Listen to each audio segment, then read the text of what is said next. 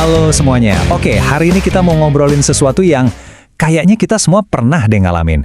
Jadi, pernah nggak sih setelah kita ngalamin momen puncak yang luar biasa, tiba-tiba kita malah dihadapkan sama ujian yang berat? Nah, kita akan lihat gimana kisah Yesus di awal pelayanannya itu ngegambarin perjalanan ini dengan, wah, kuat banget. Yuk, kita mulai. Pernah nggak ngerasa lagi di puncak-puncaknya, semua terasa jelas, tiba-tiba aja kayak dilempar ke lembah ujian yang sunyi? Kalau pernah, Anda nggak sendirian kok. Justru perasaan yang kontras banget ini yang bakal jadi inti obrolan kita hari ini. Nah, yang menarik, perjalanan Yesus itu nggak dimulai di tengah ujian. Justru mulainya itu dari sebuah momen peneguhan yang luar biasa. Ada suara dari langit. Dan ini tuh semacam bekal buat dia sebelum masuk ke fase ujian. Coba deh kita bayangin adegannya di Sungai Yordan. Pas Yesus dibaptis, Alkitab bilang langit itu terkoyak. Wah, ini gambaran yang dramatis banget kan? Terus Roh Kudus turun ke atasnya kayak burung merpati. Ini benar-benar momen peneguhan ilahi yang super kuat dan disaksikan banyak orang loh. Dan puncaknya, ada suara dari surga yang bilang, "Engkaulah anakku yang kukasihi." Ini bukan sekedar pujian biasa ya. Ini itu peneguhan identitas yang paling fundamental. Ibaratnya ini jadi jangkar spiritual yang bakal dia pegang erat-erat buat menghadapi badai yang udah menanti di depan. Nah, ini dia poin kuncinya. Momen-momen peneguhan kayak gitu dalam hidup kita, itu bukan garis finish teman-teman. Itu tuh bekal, kekuatan yang kita terima untuk mempersiapkan kita menghadapi apapun yang ada di depan. Dan langsung setelah momen puncak itu, terjadi perubahan yang drastis banget. Roh Kudus yang sama, yang baru aja turun dengan indah, sekarang malah membawa Yesus ke padang gurun. Dari langit yang terbuka, langsung ke tempat yang sunyi. Oke, jadi padang gurun di sini bukan cuma soal tempat fisik yang panas dan sepi ya.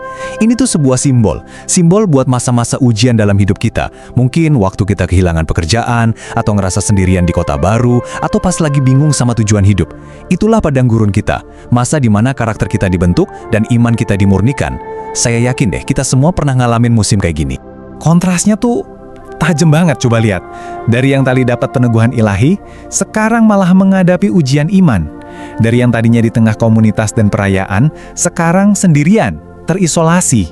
Dari mendengar suara Tuhan, sekarang harus berhadapan sama godaan iblis. Perubahannya itu cepat dan total banget. Jadi, apa sih yang sebenarnya terjadi di padang gurun itu? Yuk, kita bedah bareng. Gimana caranya ujian di tengah sunyi justru bisa jadi sumber kekuatan? 40. Kenapa 40 hari? Nah, dalam Alkitab, angka 40 ini tuh sering banget muncul sebagai simbol periode pengujian dan persiapan. Ingat kan Musa di gunung atau bangsa Israel di padang gurun? Angka 40 ini nandain sebuah proses pemurnian yang penting sebelum seseorang memulai misi yang besar. Ujiannya sendiri bisa kita lihat punya 3 elemen. Pertama, dicobai iblis.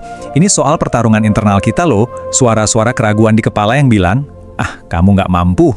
Kedua, di antara binatang liar. Ini gambaran bahaya dari luar, bisa jadi tekanan di kerjaan atau lingkungan yang toksik.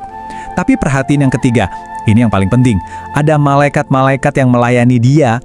Ini nunjukin kalau bahkan di saat-saat paling gelap sekalipun, pertolongan Tuhan itu nyata dan bisa datang dari mana aja. Sekarang, coba deh kita ambil waktu sejenak buat refleksi. Waktu Anda lagi di padang gurunnya Anda sendiri, godaan apa sih yang paling sering datang? Apakah itu rasa ragu sama diri sendiri, rasa takut, atau mungkin rasa putus asa?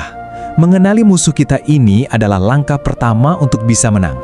Jadi, bisa kita lihat kan, padang gurun itu ternyata bukan akhir dari segalanya. Justru itu adalah sebuah jembatan menuju kemenangan. Dari sanalah kita justru bisa lahir kembali jadi pribadi yang lebih kuat. Keseluruhan proses pertumbuhan iman ini bisa kita rangkum jadi 3 langkah simpel. 1, kita terima dulu peneguhan identitas kita, siapa kita di hadapan Tuhan. 2, kita berani hadapi dan lewati padang gurun itu dengan taat. Dan 3, hasilnya kita akan keluar dari sana jadi pribadi yang jauh lebih kuat, karakternya teruji, dan siap untuk melayani. Nah, ini pesan utamanya. Kemenangan yang sejati itu bukan soal gimana caranya kita bisa menghindari padang gurun, sama sekali bukan. Kemenangan itu justru ditembukan waktu kita berhasil melewatinya dengan setia, sambil terus berpegang pada identitas yang udah Tuhan berikan ke kita. Jadi, kalau saat ini Anda mungkin lagi ngerasa ada di padang gurun, ingat ini baik-baik ya, masa sulit ini bukanlah akhir dari cerita Anda. Anggap aja ini jembatan yang akan membawa Anda ke babak berikutnya yang sudah Tuhan siapkan. Dan sebagai penutup, yuk kita lihat ke sekitar kita.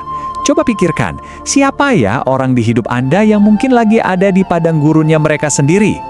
Mari kita ambil waktu sejenak untuk mendoakan mereka hari ini, supaya mereka tahu mereka nggak sendirian. Terima kasih banyak sudah menyimak.